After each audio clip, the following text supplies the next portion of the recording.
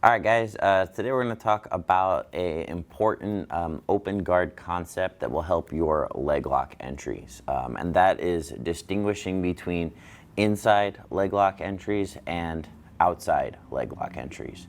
So if Jeff is my partner, an example of an inside leg lock entry against a standing opponent would be something like a shin on shin, where I'm pulling my partner in and entering my single leg X, and then I can go to various leg attacks. Okay. Another example of an inside leg lock entry would be maybe if Jeff is on his knees and I'm playing in a butterfly guard. Let's move this way. And I enter cross ashi here. This is another inside leg lock entry. Okay.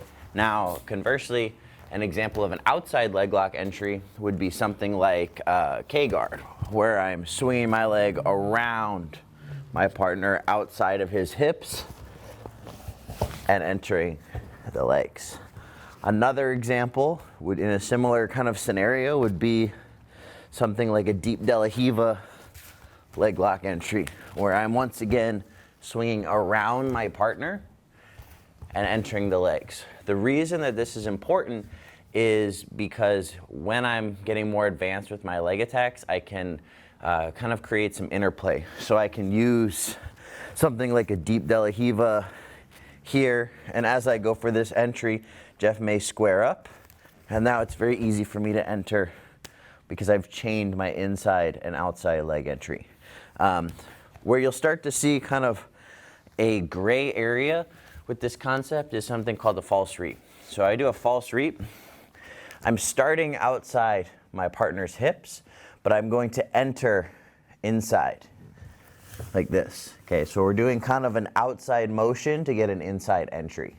And so that's why it's important to understand outside leg attacks, because even from this inside entry, if Jeff maybe backsteps, now I'm back to an outside entry. Or if I play K guard, okay, here, and maybe my partner starts to clear the legs and square up with me, I can now enter inside, okay?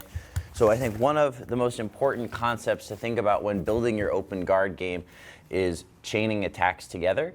And one way that we can do that is by chaining our inside leg entries, working under our partner, and our outside leg entries, working around our partner.